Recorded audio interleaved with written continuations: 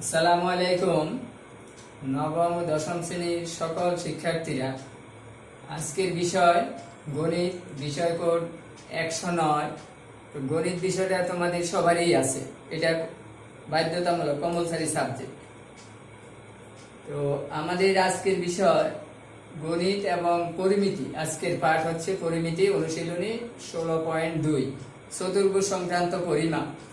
তোমরা অনেকেই এগুলি আগে থেকে করছো, সিলেবাস শেষ করছো আমি জানি। তারপরে তোমরা এই ক্লাসগুলি দেখবা, এই জন্য যে ক্লাসগুলি দেখলে তোমাদের ওই অধ্যায়গুলি পুনরালোচনা হবে।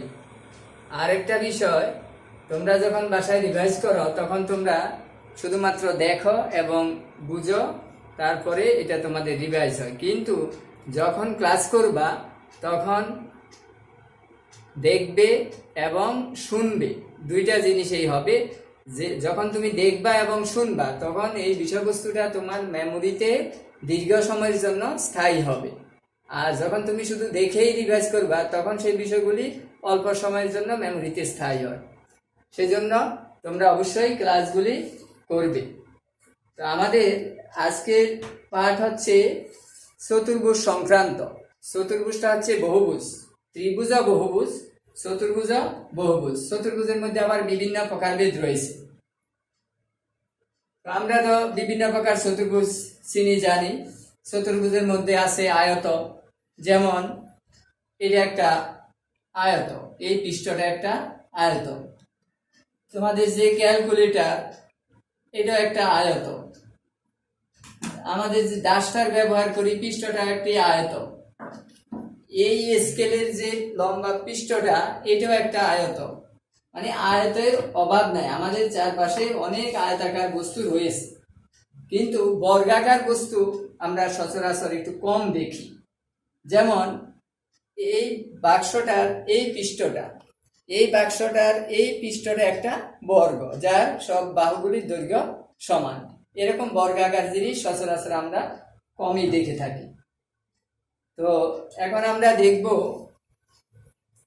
এই আয়তাকার বস্তুর ক্ষেত্রফল বা পরিসীমা, কর্ণের দৈর্ঘ্য আমরা কিভাবে নির্ণয় করতে পারি।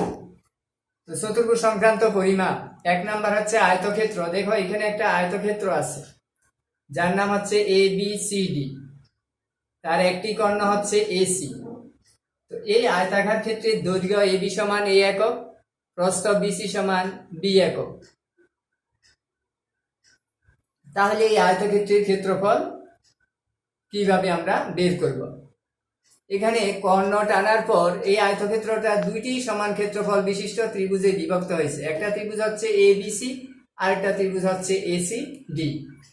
তো ত্রিভুজের ক্ষেত্রফল আমরা জানি হাফ গুণ ভূমি গুণ উচ্চতা। এখানে যে ত্রিভুজটা আছে তার ভূমি হচ্ছে AB সমান A আর উচ্চতা হচ্ছে BC সমান B। তাহলে ভূমি A, উচ্চতা B। তাহলে ত্রিভুজের ক্ষেত্রফল কত হবে? ত্রিভুজের ক্ষেত্রফল হবে হাফ গুণ ভূমি গুণ উচ্চতা, হাফ AB।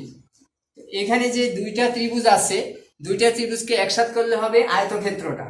তাহলে আমরা এটাকে যদি 2 দ্বারা গুণ করি তাহলে আয়তক্ষেত্রের ক্ষেত্রফল আসবে। এই 2 আর 2 কাটা যাবে, থাকবে AB। তাহলে আয়তাকার ক্ষেত্রের ক্ষেত্রফল হবে AB বর্গ একক, অর্থাৎ দৈর্ঘ্য গুণ প্রস্থ। তারপরে 2 নাম্বার হচ্ছে পরিসীমা।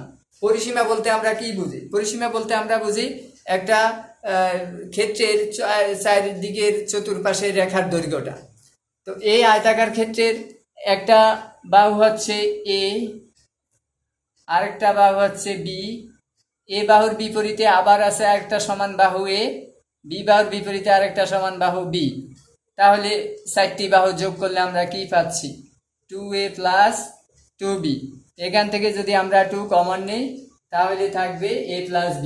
অর্থাৎ পরিসীমার সূত্র হচ্ছে 2 ইন্টু দৈর্ঘ্য যোগ প্রস্থ। পরিসীমা সমান 2 ইন্টু দৈর্ঘ্য যোগ প্রস্থ, 2 ইন্টু A প্লাস B একক।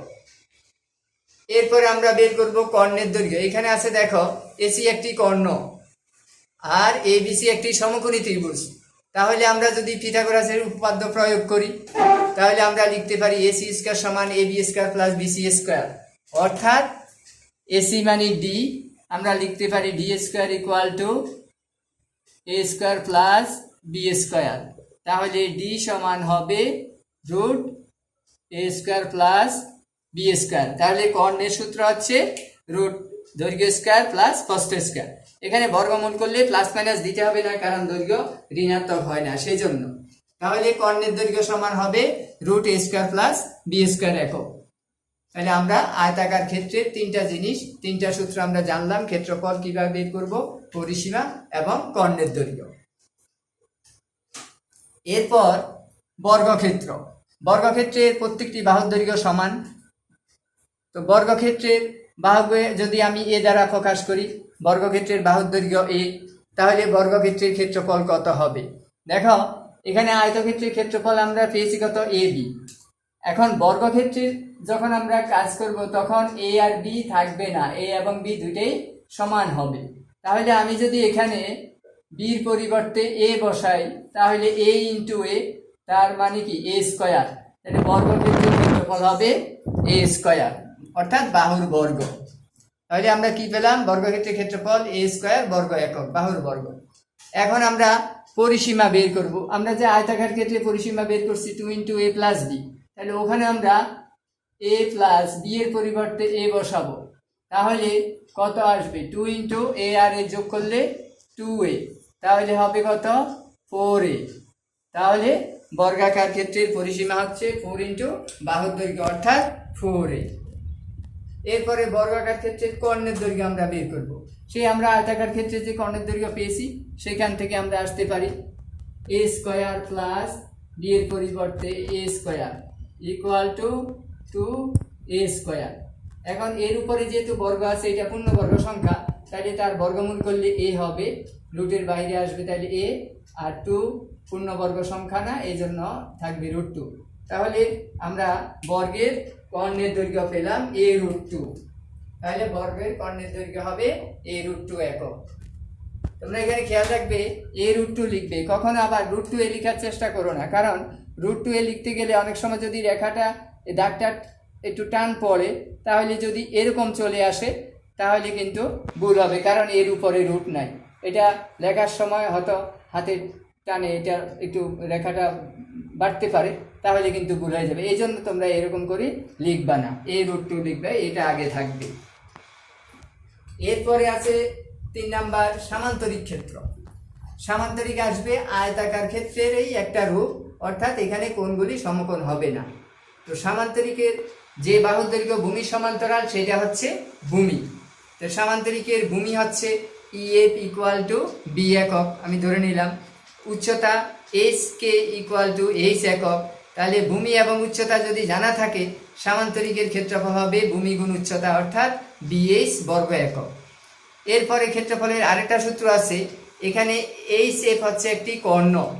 এখন ওই কর্ণের বিপরীত শীর্ষবিন্দু থেকে কর্ণের উপর যদি কোনো লম্ব আঁকা হয় এবং সেই লম্বের দৈর্ঘ্য যদি আমরা জানি, এখানে এই যে জি বিন্দু বিপরীত শীর্ষ থেকে একটা লম্ব আঁকা হয়েছে, সেই লম্বটা হচ্ছে H, আর কর্ণের দৈর্ঘ্য হচ্ছে D।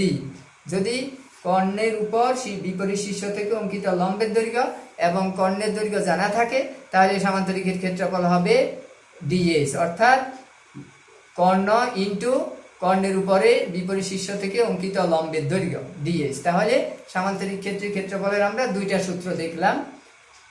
এরপরে আছে রম্বস ক্ষেত্র। রম্বসটা আসবে বর্গেরই একটি রূপ, অর্থাৎ বর্গের কোণগুলি সমকোণ, রম্বসের কোনো কোণেই সমকোণ না। তাহলে রম্বসের ক্ষেত্রফলের সূত্রটা কি হবে, রম্বসের দুইটি কর্ণ থাকে এবং কর্ণ দুইটি পরস্পর অসমান।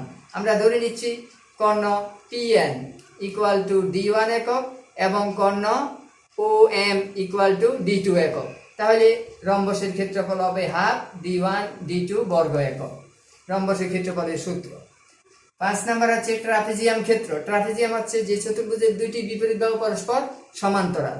এখানে STUB একটি ট্রাপিজিয়াম, যার BS এবং UT বাহু সমান্তরাল। এই যে চিত্রে আছে BS সমান্তরাল UT, এবং এখানে TL লম্ব BS, মানে T থেকে শীর্ষবিন্দু T থেকে বিপরীত বাহুর উপর TL হচ্ছে লম্ব। তাহলে এই ট্রাপিজিয়ামের ক্ষেত্রফলের সূত্রটা কি হবে? আমাদের সমান্তরাল বাহুদ্বয়ের দৈর্ঘ্য জানতে হবে। তা এখানে সমান্তরাল বাহুদ্বয় বিএস এবং ইউটি, একটা বাহু এ আরেকটা বাহু হচ্ছে বি একক, আর উচ্চতাটা যেটা লম্ব টানলাম সেটাই উচ্চতা, ট্রাপিজিয়ামের উচ্চতা টিএল ইকুয়াল টু হচ্ছে এইচ একক। তাহলে ক্ষেত্রফল হবে হাফ ইন্টু এ প্লাস বি ইন্টু এইচ বর্গ একক, অর্থাৎ হাফ ইন্টু সমান্তরাল বাহুদ্বয়ের দৈর্ঘ্যের যোগফল ইন্টু উচ্চতা। এটা হচ্ছে ট্রাপিজিয়ামের ক্ষেত্রফলের একক, ট্রাপিজিয়ামের ক্ষেত্রফলের সূত্র। তাহলে আমরা আয়তাকার ক্ষেত্র, বর্গাকার ক্ষেত্র, সামান্তরিক ক্ষেত্র, রম্বস ক্ষেত্র এবং ট্রাপিজিয়াম ক্ষেত্র, এই 5টি ক্ষেত্রের বিভিন্ন সূত্রগুলি আমরা জানলাম। এই সূত্রগুলি জানা থাকলে এইগুলির উপরে যে সকল প্রশ্ন আছে সেগুলি আমরা সহজেই সমাধান করতে পারব। এখন আমরা একটা প্রশ্ন দেখি। এখানে উদাহরণ, তোমাদের বইয়ের উদাহরণ 8 নাম্বার একটা প্রশ্ন আছে। দেখো, প্রশ্নটা হচ্ছে একটি আয়তাকার ঘরের দৈর্ঘ্য প্রস্থের 3/2 গুণ, এর ক্ষেত্রফল মানে আয়তাকার ঘরের ক্ষেত্রফল 384 বর্গ মিটার হলে পরিসীমা এবং কর্ণের দৈর্ঘ্য নির্ণয় করো। তাহলে আমাদের প্রশ্নে দৈর্ঘ্য এবং প্রস্থের মধ্যে একটা সম্পর্ক দেওয়া আছে, আর আয়তাকার ঘরের ক্ষেত্রফল দেওয়া আছে। আমাদের বের করতে হবে পরিসীমা এবং কর্ণের দৈর্ঘ্য। দেখো পরিসীমার সূত্রটা কি? পরিসীমার সূত্র হচ্ছে 2 ইন্টু দৈর্ঘ্য যোগ প্রস্থ। তাহলে দৈর্ঘ্য প্রস্থ জানলে আমরা পরিসীমা বের করতে পারবো। আর কর্ণের দৈর্ঘ্য সূত্র হচ্ছে রুট এ স্কয়ার প্লাস বি স্কয়ার, অর্থাৎ দৈর্ঘ্য প্রস্থ জানলে আমরা কর্ণের দৈর্ঘ্য বের করতে পারবো। তাহলে আমাদের আগে দৈর্ঘ্য প্রস্থ বের করতে হবে। আমরা মনে করি আয়তাকার ঘরে যেহেতু দৈর্ঘ্য প্রস্থের 3/2 গুণ, তাহলে প্রস্থটা আমরা ধরে নিব। মনে করি আয়তাকার ঘরের প্রস্থ x মিটার, সুতরাং দৈর্ঘ্য হবে তার 3/2 গুণ, তাহলে x ইন্টু 3/2 মিটার, অর্থাৎ 3x/2 মিটার। আমাদের প্রশ্নে যেহেতু ক্ষেত্রফল দেওয়া আছে, তাহলে আমরা ক্ষেত্রফল দিয়ে সমীকরণ গঠন করব, এই জন্য আমরা ক্ষেত্রফলটা বের করে নিচ্ছি। সুতরাং ক্ষেত্রফল সমান দৈর্ঘ্য গুণ প্রস্থ, অর্থাৎ x ইন্টু 3x/2 বর্গ মিটার গুণ করলে হবে 3x²/2 বর্গ মিটার। ক্ষেত্রফল আমরা বের করলাম। এখন শর্ত মতে আমাদের প্রশ্নে যে ক্ষেত্রফল দেওয়া আছে, তাহলে 3x²/2 ইকুয়াল টু 384। এখান থেকে সমাধান করে আমরা x এর মানটা বের করব। আর গুণন দিলে হবে 3x² ইকুয়াল টু 384 ইন্টু 2, বা x² ইকুয়াল টু 384 ইন্টু 2/3।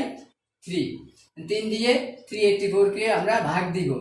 3 একে 3, 3 দুগুণে 6, 8 থাকে 2 24, 3 8 24, বা x² ইকুয়াল টু 128 ইন্টু 2 যদি আমরা করি, তাহলে 8 দুগুণে 16, 7 1, 2 4 একে 5, 2 একে 2, 256, 256। তাহলে x ইকুয়াল টু রুট 256। সুতরাং x ইকুয়াল টু 256 এর রুট করলে হবে 16। এখানে প্লাস মাইনাস দিতে হবে না, যেহেতু দৈর্ঘ্য ঋণাত্মক হয় না। তাহলে আমরা x এর মান পেয়ে গেলাম। x এর মান পেলে আমরা দৈর্ঘ্য প্রস্থ পেয়ে যাব।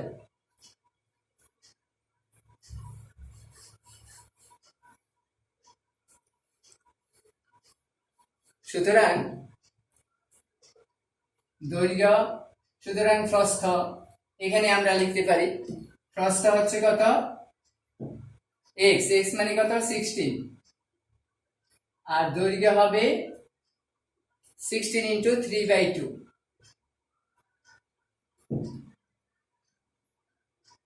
তাহলে 2 দিয়ে কাটলে 8, 3 8 24। তাহলে আমরা দৈর্ঘ্য প্রস্থ পেয়ে গেলাম। এবার আমরা বের করব কি? পরিসীমা। তাহলে পরিসীমা সমান 2 ইন্টু দৈর্ঘ্য যোগ প্রস্থ। তাহলে 24 প্লাস 16, পরিসীমার একক হবে মিটার। 2 ইন্টু 6000 হাতের 1 2 4 40 ইকুয়াল টু 80 মিটার। এবং কর্ণের দৈর্ঘ্য সমান রুট দৈর্ঘ্য স্কয়ার, মানে 24 স্কয়ার যোগ 16 স্কয়ার মিটার। এখন আমরা সরল করব।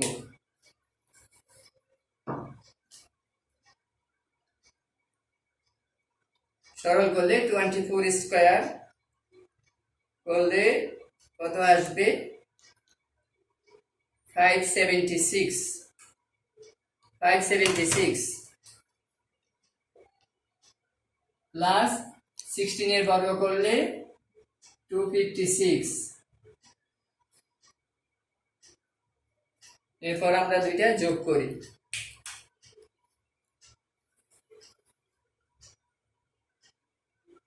256 প্লাস 576